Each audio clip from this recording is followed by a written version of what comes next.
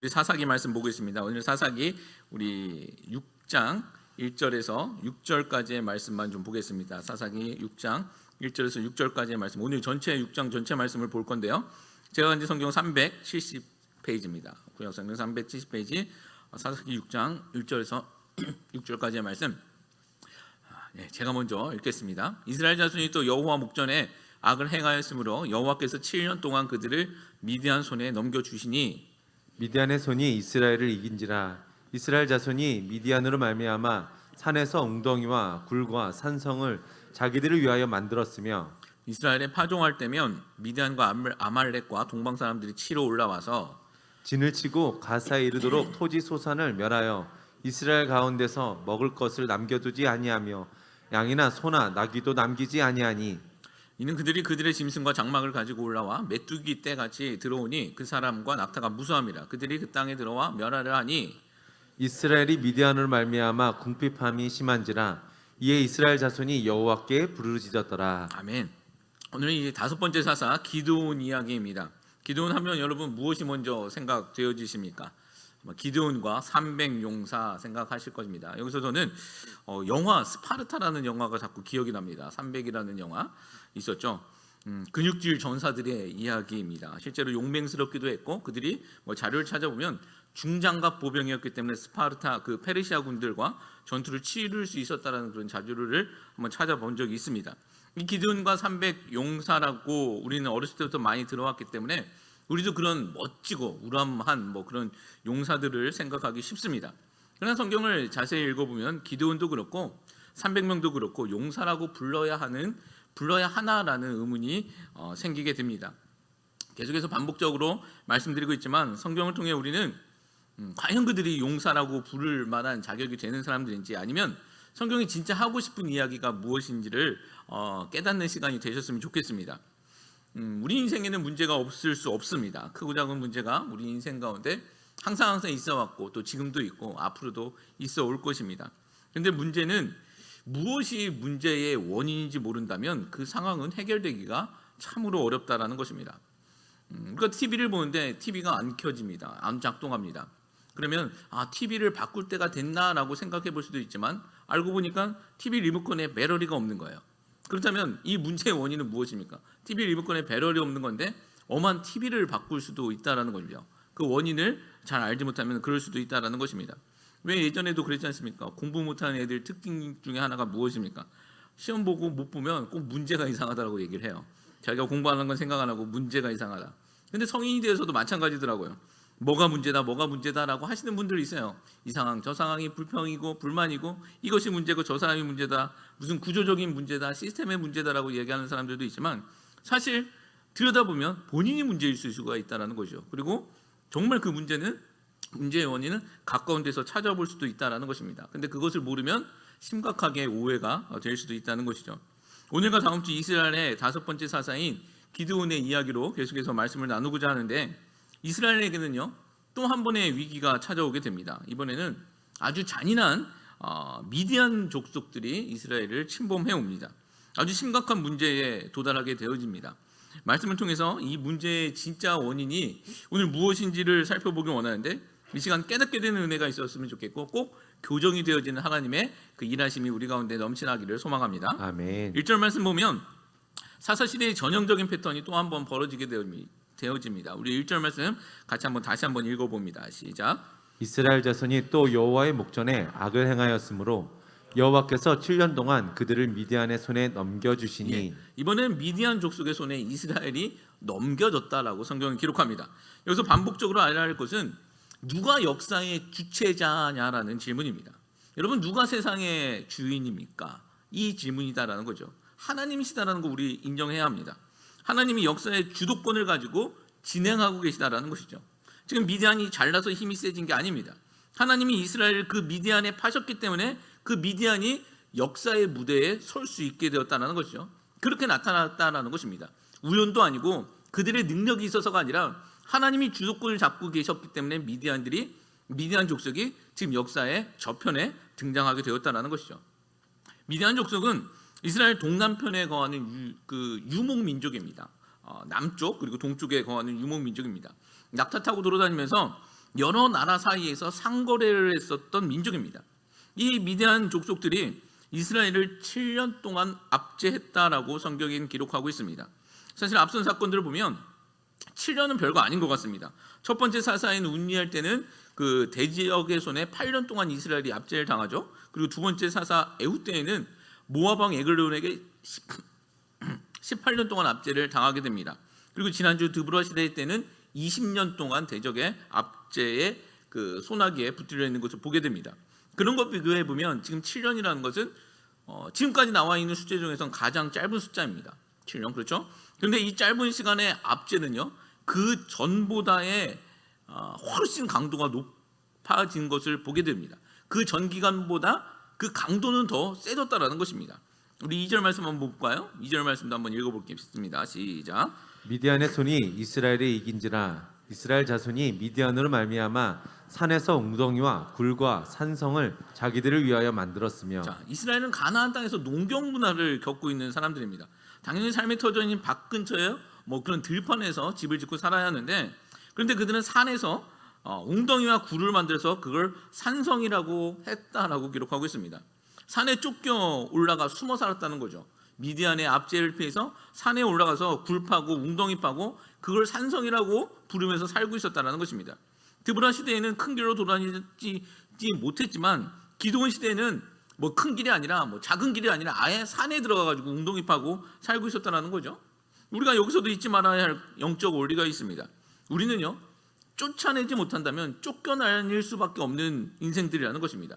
이스라엘 처음부터 가나안 땅에서 하나님 말씀대로 그 거민들 쫓아내고 하나님 말씀대로 살면 되는 것이었습니다. 그럼 그들이 샬롬하게 사는 겁니다. 그러나 그들이 자기들의 이익과 두려움, 이것을 우리는 불순종과 불신앙이라고 말씀드렸습니다. 자기들 유익 때문에, 자기들의 이익 때문에 쫓아내지 않은 것은 불순종이고, 두려움 때문에 쫓아내지 못한 것은 불신앙이라고 말씀드렸죠. 이 불순종과 불신앙 때문에 쫓아내지 못하고 쫓아내지 않으니 결국 보십시오, 자기들이 그 대적들에 의해 쫓겨다닌다라는 것입니다. 영적으로도 마찬가지입니다. 우리가 우리 안에서 쫓아내지 못하는 영적인 문제가 있다면 그것은 언젠가 우리를 쫓아낼 것이다라는 것이죠. 그거에 쫓겨다니는 인생이 될 수밖에 없다라는 것입니다. 이것을 잊지 마십시오. 이스라엘처럼 쫓겨나서 이제는 뭐 이런 웅덩이 하나 파놓고 이게 내 산성이다라고 하면 뭐 그게 자신들을 보호할 수 있습니까? 그거 절대 못하는 거 아닙니까? 우리 3절과 5절 말씀도 한번 읽어보겠습니다. 3절 5절 말씀 보면 이들이 얼마나 잔인하게 이스라엘을 괴롭혔냐면 그냥 뭐 웅덩이나 이런 문제가 아닙니다. 3절과 4절, 3절과 4절 말씀 먼저 읽겠습니다. 시작. 이스라엘이 파종한 때면 미디안과 아말렉과 동방 사람들이 치러 올라와서 진을 치고 가사에 이르도록 토지 소산을 멸하여 이스라엘 자손 가운데 먹을 것을 남겨두지 아니하며 양이나 소나 나귀도 남기지 아니하니. 5절 말씀도 한번 또 읽어볼게요. 이는 그들이 그들의 짐승과 장막을 가지고 올라와 메뚜기 떼같이 많이 들어오니 그 사람과 낙타가 무수함이라. 그들이 그 땅에 들어와 멸하니라니. 3절 말씀 보면 이스라엘이 지금 뭐 할 때, 파종할 때 아말렉과 동방 사람들과 함께 그 미디안이 그들과 동맹해서 치러 올라왔다는 것입니다. 파종할 때입니다. 파종이 무엇입니까? 씨 뿌릴 때이죠. 농경 문화에서 가장 중요할 때가 바로 이 씨 뿌릴 때입니다. 농사의 시작이기 때문이죠. 그런데 그 시작 때를 맞춰서 그들이 쳐들어옵니다. 그리고 4절 말씀 보면 소산을 멸하고 이스라엘 가운데서 먹을 것을 남겨두지 않고 뭐 소나 나귀, 농사에 필요한 가축들까지 다 약탈을 했다라고 기록하고 있습니다. 파종 때, 씨 뿌릴 때 올라가지고 그 뭐 농사에 필요한 가축들까지 싹 끌고 간 것입니다. 앞에서 그 이스라엘을 압제했었던 민족들은요, 이스라엘 정복하고 조공을 받거나 자원을 수탈했습니다. 조공을 받기 위해서는 열심히 일을 시켜서 뭐 가혹하게 일을 시켜서라도 수확을 얻게 되는 거죠. 수확을 얻게 해서 그것을 빼앗아 가는 것입니다. 그게 조공입니다. 그런데 이 미디안은요, 달랐습니다. 평상시에는 이스라엘 동남편 자기네 그 광야에서 무역 일을 하다가 씨 뿌리는 시기에 쳐들어오는 것입니다. 그리고 모두 다 부셔버리는 것이죠. 조공이 목적이 아니라 멸절이 목적이었다는 것입니다. 멸절이 목적이었다는 거예요. 5절 보십시오. 짐승들을 파종하는 땅에 풀어 몽땅 먹게 하는 것입니다. 자기들이 갖고 온 짐승들을 파종하는 땅에 풀어가지고 다 먹게 해버리는 거예요. 뿌린 씨 그것까지 다 먹어버리게 하는 것이죠. 처음부터 조공이 아니라 멸절시키겠다는 의도가 그들 가운데 있는 것입니다. 결과가 무엇입니까? 6절 말씀 보면 6절 말씀 한번 볼까요? 이스라엘이 미디안으로 말미암아 궁핍함이 심한지라 이에 이스라엘 자손이 여호와께 부르짖었더라. 궁핍함이 극에 달했다라는 것입니다. 씨 뿌릴 때 쳐들어와서 모든 것을 망쳐버리니 뭐 먹을 것이 당연히 없는 거죠. 배고픔이 지금 극에 이르렀다는 거죠. 그렇게 잔인한 미디안 족속, 여러분 근데 이 미디안 족속은 어디서 왔는지 아십니까? 미디안 족속 많이 뭐 들어는 보셨잖아요. 이 미디안은요 사사기 이전에 몇 군데에서 등장하게 되어지는데요. 우리가 잘 알고 있는 모세의 장인이 바로 미디안 사람입니다. 그리고 모세의 장인 이드루는요, 이드루라는 그 모세의 장인은 이 미디안의 제사장이었다라고 기록하고 있습니다. 즉 모세의 부인 시보라 역시 미디안 족속이었습니다. 또 그들의 모습이 어디에서 등장하냐면 조상을 찾아 거슬러 올라가 보면 미디안은 아브람의 세 번째 아내인 그드라의 네 번째 아들이었습니다. 그드라는 여자의 네 번째 아들이었습니다. 즉 이삭과 엄마가 다른 아브람의 아들이죠. 그 족보상으로 보면 미디안은 이삭과 같은 계열이고 또 이 미디안은 이스라엘 민족의 뭐 사촌격이 되어지는 그런 족속이었습니다. 그런 민족이 더 악랄하고 다른 어떤 민족보다도 더 악랄하고 잔인하게 이스라엘을 괴롭히고 있는 것입니다. 여기서 또 한번 생각해 볼 게 있죠. 성경에서는 일부 다처제를 성경의 인물 중에서 일부 다처제에서 잘된 인물이 하나도 없습니다. 당대가 아니더라도 분명히 분쟁의 씨앗이 되는 것을 보게 되어진다는 것이죠. 무엇을 알아야 하냐면 잘못된 선택에는 어떤 모양이든 결과가 분명히 있다는 것입니다. 아브라함이 뭐 이렇게 될 줄 알았으면 그 뭐 세 번째 부인 뭐 두고 그렇게 아들들 낳겠습니까? 그렇지 않았겠죠. 몰랐으니까 그런 겁니다. 그런데 이것이 문제의 씨앗이 되어지더라는 것이죠. 그런데 그나마 다행인 것은 이스라엘이 그 배고픔이 극심하게 되어지자 여호와 하나님을 부르짖었다라는 것이죠. 찾았다라는 것입니다.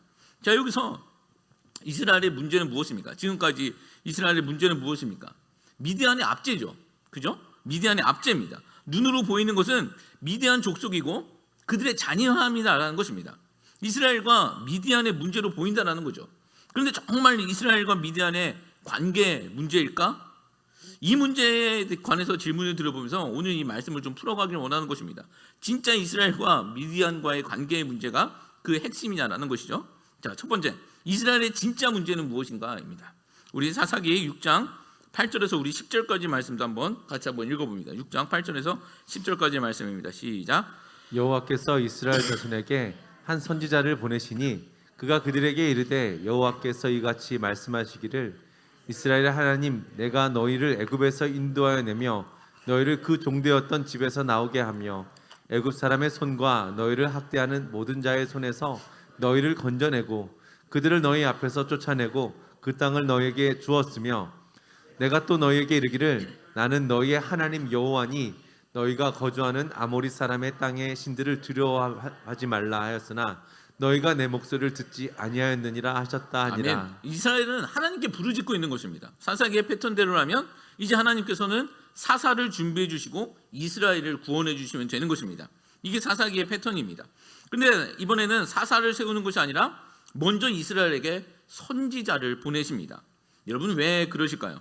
이스라엘이 하나님께 부르짖는 것은 단지 이 배고픔의 문제를 해결받기 위함이었기 때문이다라는 것이죠. 이스라엘은 당장 눈앞에서 미디안 족속들의 학대가 있고 저들 때문에 우리가 죽겠나이다라고 소리 지르고 있는 것입니다. 하나님 좀 어떻게 해주세요, 해결해달라고 비명 지르고 있는 것이다라는 것이죠. 여러분 이것은요 회개가 아니라 고통에 반응하는 비명에 불과하다라는 것입니다.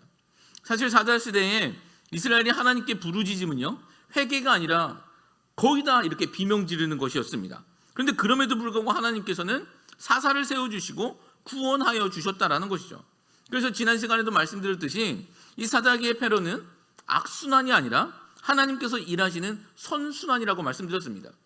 흠 많은 인간들에게 구원자를 보내주셔서 구원해 주시는 하나님의 선순환이 된다는 것입니다.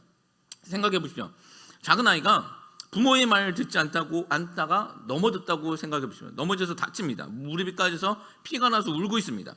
뭐 우리 아이도 이렇게 키워보면서 느꼈는데 하지 말라고 하면 꼭 할 때가 있었습니다. 뛰지 마 그러면 거기 가서 꼭 뛰고 옵니다.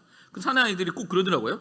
근데 그렇게 넘어져서 다치면 부모가 아이고 쌤통에다가 가만히 있어요. 가만히 있습니까? 내 말 안 들었으니까 너 그렇게 다쳤으니까 잘 됐다 뭐 그러고 가만히 있나요? 피나고 있는 어린아이한테? 그러지 않죠. 아이가 부모 말 안 들었어도 피나고 울고 있으면 가서 안아주고 끌어안아주는 것이 부모다라는 것이죠. 그렇다라는 것입니다. 울음 닦아주는 것이 그것이 부모입니다. 그런데 이 아이가 넘어져서 그렇게 막 울 때 그게 회개의 눈물인가요?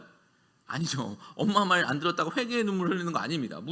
무릎에서 피나고 그러면 아파서 그냥 고통의 비명이다라는 것입니다. 하나님도 사사시대에 그렇게 움직여 주셨다는 것입니다. 인간들은 회개에 부르짖음 아니에요. 그냥 아프고 힘들다, 나 힘들어 죽겠으니까 좀 살려달라는 그런 비명 같은 소리였는데 하나님께서는 그 비명에 움직여 주셨다는 것입니다. 아니 사사시대만이 아니라 많은 시대에 그렇게 이스라엘을 하나님께서는 안아주셨고 또 그렇게 움직여 주셨다라는 것이죠. 바로 아버지의 심정으로 그렇게 움직여 주신 것입니다. 그러나 이번 기드온 시대에는요, 바로 사사를 보내주시는 것이 아니라, 바로 안아주시는 것이 아니라 선지자를 보내주셔서 하나님의 말씀을 대언하게 하십니다. 이제는 너희가 좀 알아라 입니다. 내 말 좀 한번 듣고 생각 좀 해봐라라고 하나님께서 엄중하게 경고하시고 말씀하신다라는 것이죠. 그것이 8절 말씀이에요. 8절 말씀 보면 여호와께서 이스라엘 자손에게 한 선지자를 보내시니 그가 그들에게 이르되 여호와께서 이같이 말씀하시기를 이스라엘의 하나님 내가 너희를 애굽에서 인도하여 내며 너희를 그 종되었던 집에서 나오게 하여. 하나님은 이스라엘과 하나님과의 관계를 깨닫게 하셨다는 것입니다. 선지자를 통해서. 후반부 보십시오. 내가 너희를 애굽에서 인도했다라는 것입니다. 하나님이 내가 너희를 애굽에서 끌어낸 자다라는 것이죠. 그 애굽 땅에서 여러분 그 이스라엘의 신분은 무엇이었습니까? 애굽 땅에서 손님으로 있었나요? 아니죠. 종으로 있었다는 것입니다. 종으로 있었던 너희를 끌어냈다는 거죠. 여기서도 반복되는 하나님의 메시지가 있습니다. 성경을 보면 이스라엘은 애굽에서 나오자마자 바벨론에 멸망하기까지 끊임없이 문제가 생길 때마다 애굽으로 돌아가기를 원했다라는 것, 성경을 읽어보신 분들은 아실 겁니다. 애굽에서는 잘 먹었는데 애굽은 우리를 도울 수 있는데 그렇게 하면서 애굽을 생각하며 애굽으로 돌아가기를 원했다라는 것입니다. 그게 출애굽한 직후부터 바벨론에 멸망할 때까지입니다. 애굽에서 이스라엘은 자유자가 아니었습니다. 그렇잖아요. 종이었습니다. 성경이 영어로 번역되면서 이 미국의 이 과거의 노예 사건 때문에 종이라는 단어를 쓰고 있지만 정확하게 말하면 원어 표현으로 보면 노예입니다. 신약에서도 이 종이라고 쓰여 있는 그런 부분이 다 노예라는 단어로 해석하는 게 더 맞습니다. 애굽에서 노예 생활했던 자들을 하나님이 구출해 주신 겁니다. 구원해 주신 것입니다. 그리고 내가 너희의 구원자라고 지금도 다시 한번 그것을 반복적으로 가르쳐 주고 계신 것이죠. 그러면서 9절 말씀 보십시오.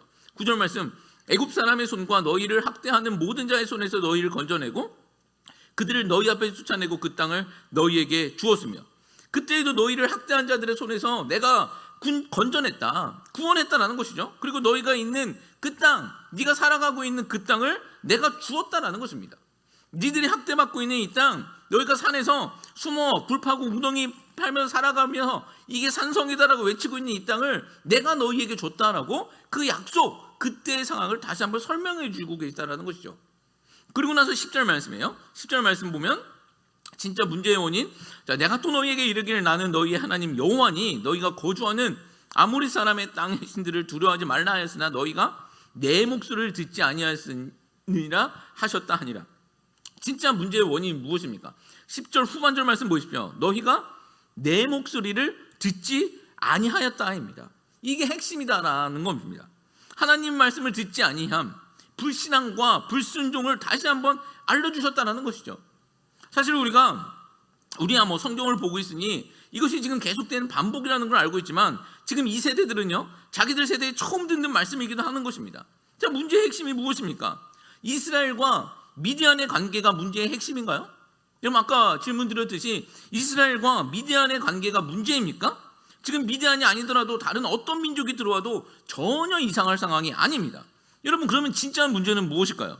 이스라엘과 하나님과의 문제다라는 것입니다. 이스라엘과 미디안의 문제가 아니라 지금 문제는 이스라엘과 미디안의 문제가 아니라 이스라엘과 하나님과의 문제다라는 것이죠. 구원자 되시고 공급자 되시는 하나님의 말씀을 듣지 않는 것, 너희들이 듣지 않아서 문제라는 것입니다. 구원자 되시고 공급자 되시는 하나님을 버린 것이 너희들의 지금 이 상황의 문제다라는 거예요. 하나님은 이 이름 모를 무명의 선지자를 통해서 그것을 알려주시고 계신 것입니다. 정확히 알라는 것이죠. 너희가 지금 이렇게 당한 것은 그들 미디안의 문제가 아니라 너희와 미디안의 문제가 아니라 너희와 나의 문제다라고 말씀하고 있다는 것입니다. 여러분, 이 내용을 우리에게 한번 적용해 볼까요? 우리는 어떠합니까? 실상은 하나님과 우리와의 문제인데 눈에 보이는 것들과 우리의 문제로 착각하며 살아갈 때는 없지 않을까라고 질문 드려봅니다. 실제로는 우리와 하나님과의 문제인데 나와 우리와 다른 거의 문제로 착각하며 살 때는 없지 않냐라는 것이죠. 여러분, 이 문제는 다른 누가 지적해 줄 수 있는 부분이 아닙니다. 그렇죠? 다른 누가 지적하면 이 부분은 뭐 싸움 날 수도 있는 부분이에요. 우리가 하나님 앞에서 정직하게 생각해 보는 수밖에 없는 것입니다. 여러분, 저는 여러분들 어떤 상황에 놓여 있는지 모르지만 하나님 앞에서 나를 생각해 보는 시간이 꼭 있으셨으면 좋겠습니다. 지금 이 말씀이 우리 가운데 건드려지는 부분이 있더라면, 또 깨달아지는 부분이 있더라면 우리의 구원자 되시고 공급자 되신 하나님 앞에 조용히 내어놓으시며 하나님과의 관계가 회복되어지는 은혜가 우리 가운데 꼭 있기를 소망합니다. 잊지 마십시오. 무엇이 진짜 문제입니까? 이스라엘과 미디안의 문제가 아니라 이스라엘과 하나님과의 문제가 그 문제의 원인이었다라는 것입니다. 두 번째 질문 드립니다. 두 번째는 기드온은 진짜 큰 용사일까라는 질문입니다. 기드온은 진짜 큰 용사인가? 우리 11절, 우리 12절 말씀 같이 읽습니다. 시작. 여호와의 사자가 아비에셀 사람 요아스에게 속한 오브라에 이르러 상수리 나무 아래에 앉으니라. 마침 요아스의 아들 기드온이 미디안 사람에게 알리지 아니하려 하여 밀을 포도주 틀에서 타작하니 여호와의 사자가 기드온에게 나타나 이르되 큰 용사여 여호와께서 너와 함께 계시도다 하매. 자, 하나님께서 기드온을 불러주십니다. 그리고 11절 말씀 보면 여호와의 사자라고 기록하고 있지만 부르시는 그 대상이 여호와의 사자라고 기록되어 있지만 뒷부분으로 가면 이 여호와의 사자는 하나님의 사자 또는 직접적으로 여호와라고 기록하고 있습니다. 구약 성경을 보면 여호와의 사자가 종종 등장하는데 여호와의 사자는 어떤 분은 천사라고 말하기도 하는 분들도 있지만 본문의 사자는 하나님의 현현입니다. 보수적인 많은 학자들은 이 하나님의 현현을 성자 예수님으로 소개하기도 하고 있습니다. 구약 시대에서부터 하나님은 성자 예수님과 성령 하나님 삼위로 사역을 감당하셨기 때문입니다. 갑자기 성자 예수님 그리고 성령 하나님이 신약 시대에 갑자기 등장한 것이 아닙니다. 구약 시대에도 항상 같이 사역하셨습니다. 자, 그런데 기드온을 성경은 지금 무엇이라고 말하고 있습니까? 11절 말씀 보면 요아스의 아들 기드온이 미디안 사람에게 알리지 아니하려 밀을 포도주 틀에서 타작하고 있었다라는 것이죠. 아버지 요아스의 이름의 뜻은요, 여호와의 불이다라는 뜻을 가지고 있습니다. 그리고 기드온의 이름의 뜻은 찍어버리다, 도끼 같은 것으로 찍어버리다라는 뜻을 갖고 있습니다. 이름들은 굉장히 멋있습니다. 이 찍어버리다라는 뜻의 기드온은 지금 포도주 틀에서 밀을 타작하고 있습니다. 앞서 말한 것과 같이 기드온은 그 미디안의 약탈 때문에 밀을 타작하는 곳에서 못하고 숨어서 포도주 만드는 틀 위에서 타작을 하고 있는 것입니다. 저도 농사를 잘 몰라서 자료를 좀 찾아보았는데요, 밀을 타작하는 곳은 넓은 곳이어야 하고 이 포도주를 만드는 틀은 그냥 절구통 같은 그거 하나 들어가는 크기면 얼마든지 가능하다고 합니다. 절구통 크기에 커봤자 얼마나 되겠습니까? 굉장히 협소한 곳에서 지금 숨어서 지금 타작을 하고 있는 것입니다. 그냥 한번 생각해 보십시오. 지금 눈치 보면서 좁은 절구통 같은 데서 쭈그리고 앉아가지고 숨어서 불편하게 지금 밀을 타작하고 있는 모습입니다. 여러분, 멋있어 보입니까? 전혀 그렇지 않죠.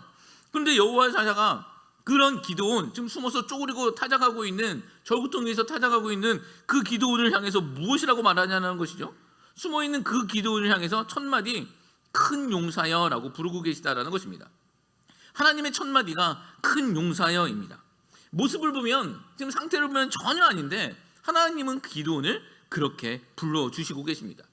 뒤에 나오는 이 기드온의 모습도요, 큰 용사와는 거리가 멉니다. 뒤에 나오는 기드온의 용사도 그렇습니다.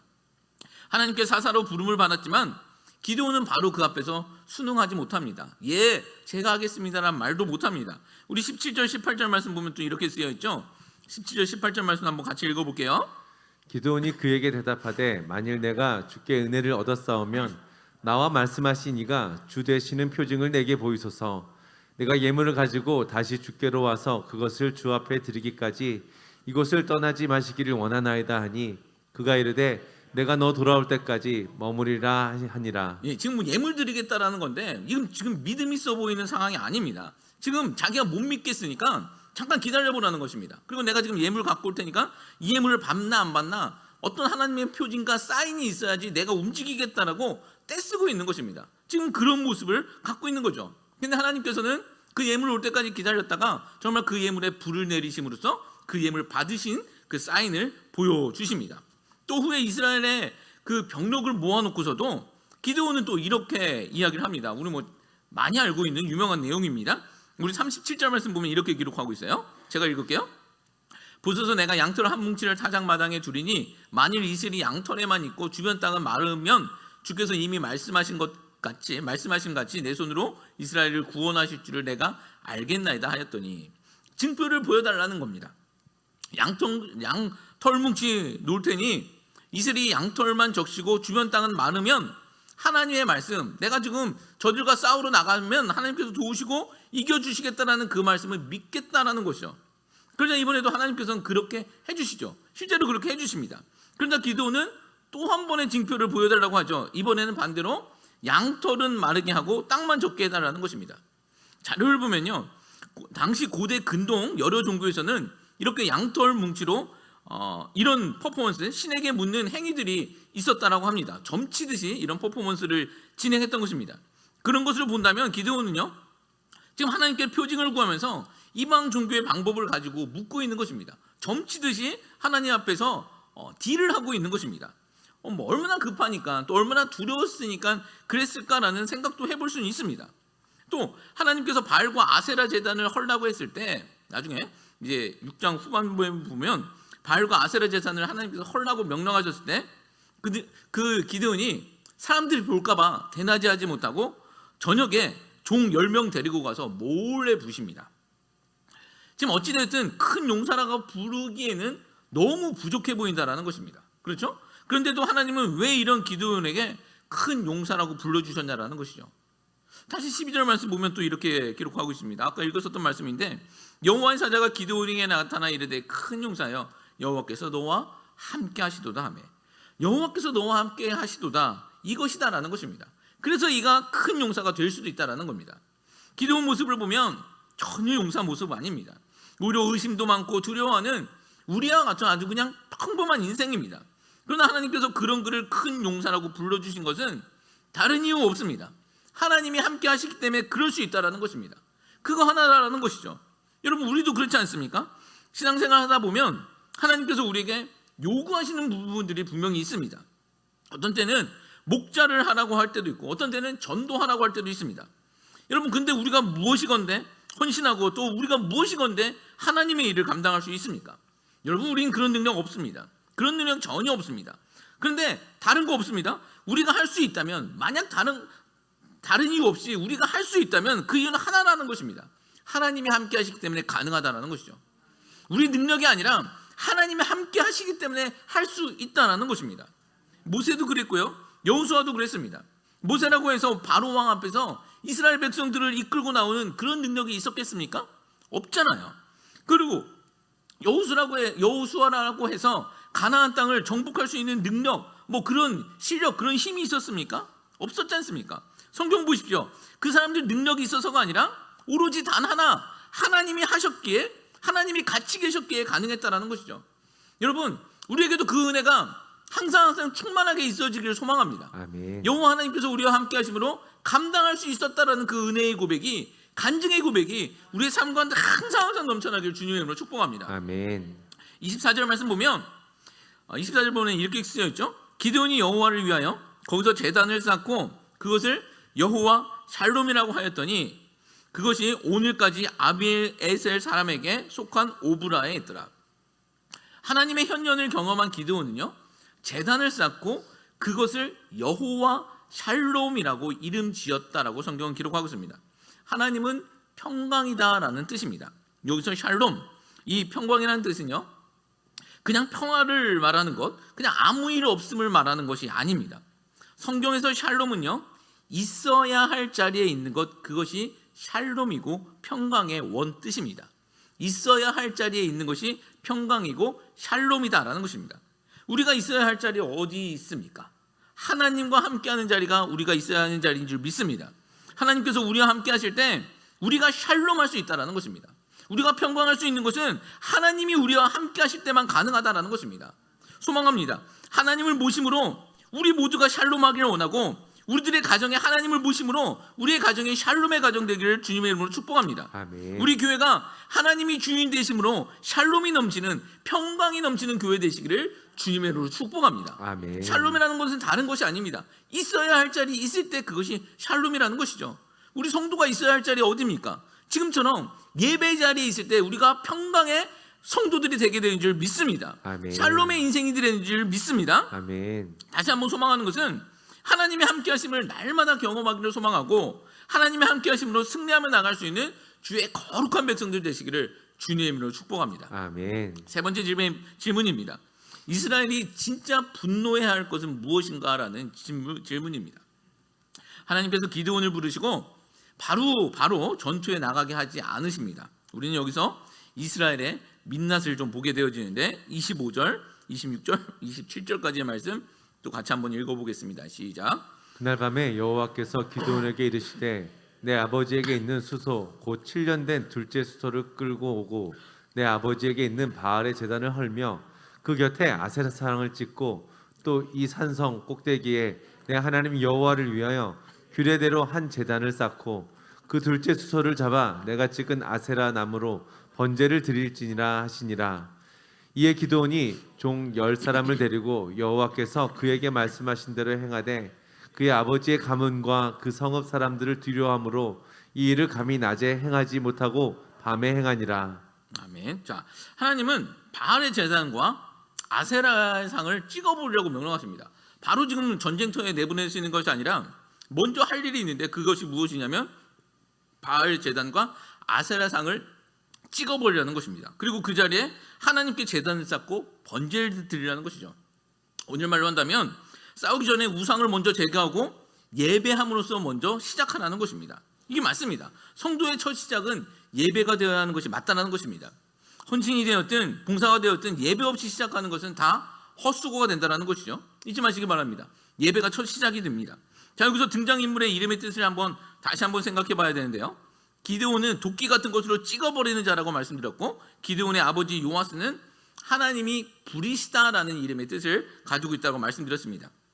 기드온은 그 이름의 뜻대로 지금 바알의 제단과 아세라 상을 찍어버리게 됩니다. 그 이름 뜻대로 찍어버립니다.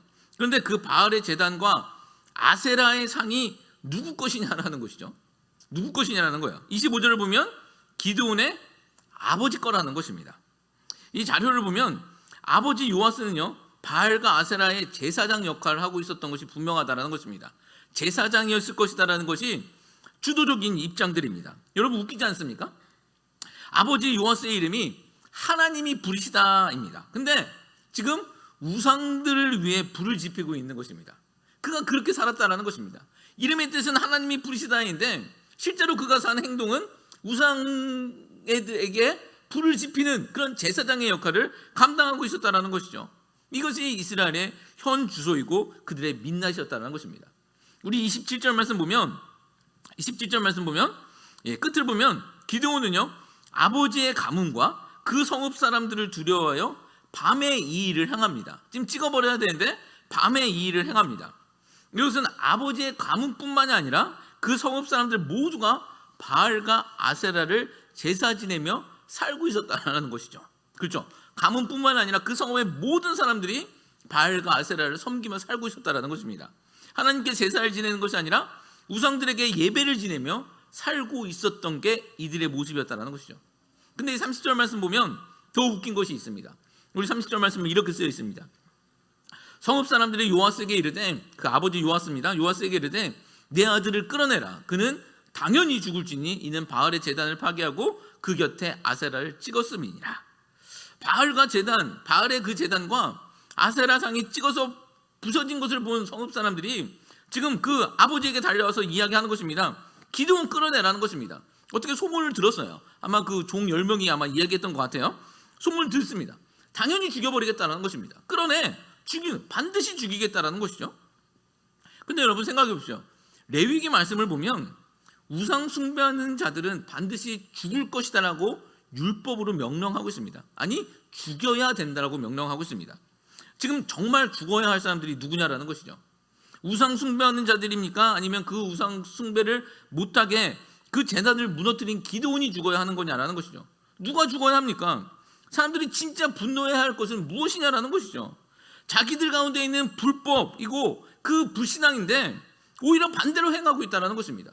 자기 안에 있는 불법과 불신앙에 분노하지 못하고 지금 다른 사람들에게 그 의인에게 지금 모든 것을 전가하고 있다는 것이죠. 예수님 당시에도 똑같습니다. 예수님을 향해 참된 의인이신 예수님을 향해 죽이자고 소리치는 사람들과 똑같다는 것입니다. 이게 뭐 이스라엘뿐만 아니라 우리의 모습이기도 하고 인류 역사의 모든 인간의 모습입니다. 지금 보십시오. 죽여야겠다 들고 일어나선 백성들을 또 한번 생각해 보십시오. 미디안 족속들이 자기들 씨앗까지 다 빼앗아 버리고 그럴 때도 도망치기에 바빴었던 사람들입니다. 정작 미디안에게는 한마디 지금 되돌아보지도 못했었던 그런 사람들이 지금 우상 부셨다고 죽이겠다고 자기들끼리 뭉쳐서 몰려온 것이죠. 여러분, 이 이야기가 지금 다른 나라의 이야기가 아닙니다. 이스라엘의 이야기다라는 것이죠. 이게 이스라엘의 아주 그냥 진짜 철저한 민낯이었다는 것이죠. 하나님과의 그 자리를 떠나는 자들의 민낯이 되어진다라는 것입니다. 아무리 이름이 그럴듯해 보여도 그것은 소용없다라는 겁니다. 자, 이 말씀을 우리로 한번 적용해 보겠습니다. 여러분, 우리는 어떻습니까? 우리는 무엇에 분노하며 살아가고 있습니까? 다른 사람들의 잘못은 우리는 기가 막히게 찾아낼 수 있는 능력이 있습니다. 그런데 나의 허물은 관대하게 넘어가는 것도 우리 가운데 그런 능력이 가르쳐주지 않아도 우리 가운데 있습니다. 이스라엘은요, 가나안 땅에서 바알과 아세라를 섬긴 이유, 이스라엘이 가나안 땅에서 바알과 아세라를 섬긴 이유는 단 하나입니다. 그들이 지금 농경의 신이기 때문입니다. 풍요를 갖다주는 신이기 때문입니다. 자신들을 잘 살게 해주는 신이 바알과 아세라였기 때문에 그들을 섬겼다는 것입니다. 나만 잘 살게 해준다면 그게 하나님이든 바알이든 상관없다는 것이 이스라엘의 모습이었다는 것이죠. 여러분, 혹시 우리 가운데서는 이런 마음이 있는지 한번 생각해 보셔야 된다는 것이죠. 나만 잘 산다면 하나님이든 아니든 상관없다는 마음이 혹여나 있는지를 한번 생각해 보셔야 된다는 것입니다. 여러분, 소망합니다. 우리 가운데 하나님이 있을 자리에 다른 것이 있다면 하나님으로 채워지는 은혜가 있기를 소망합니다. 아멘. 예배의 자리에 다른 것이 채워져 있다면 그것을 부셔버리고 헐어버리고 예배의 자리가 세워지기를 소망합니다. 아멘. 그것이 샬롬이다라는 것입니다. 있을 자리에 있는 것, 그것이 참된 평강이다라는 것이죠. 여러분, 그래서 그 평강과 샬롬을 경험하며 누릴 수 있는 거룩한 주의 백성들 되시기를 주님의 이름으로 축복합니다. 아멘. 우리 이 찬양팀 나와주시고요. 오늘 말씀의 제목, 무엇이 문제인가라는 제목으로 하나님의 말씀 증거했습니다. 첫 번째, 이스라엘의 진짜 문제는 무엇이냐라는 것이죠.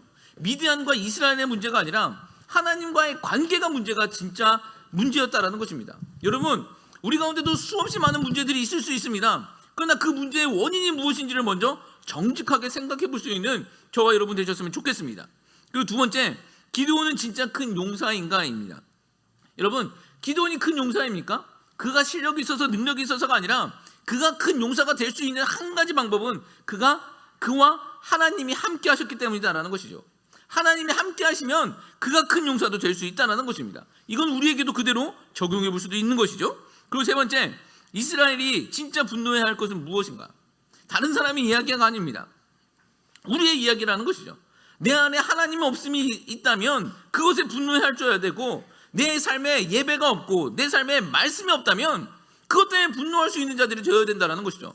엉뚱한 것 갖고 시비 잡고 트집 잡는 것이 아니라 나의 모습을 정직하게 바라보면서 나에게 부족함이 있다면 그것 때문에 분노할 수 있는, 그래서 하나님 앞에 엎드릴 수 있는 주의 거룩한 백성들 되시기를 주님의 이름으로 축복합니다. 아멘. 꼭 그렇게 되시길 바랍니다. 아멘. 찬양 드릴 텐데 세상은 드리고 사람들은 변하여 이 찬양 드리며 하나님께 영광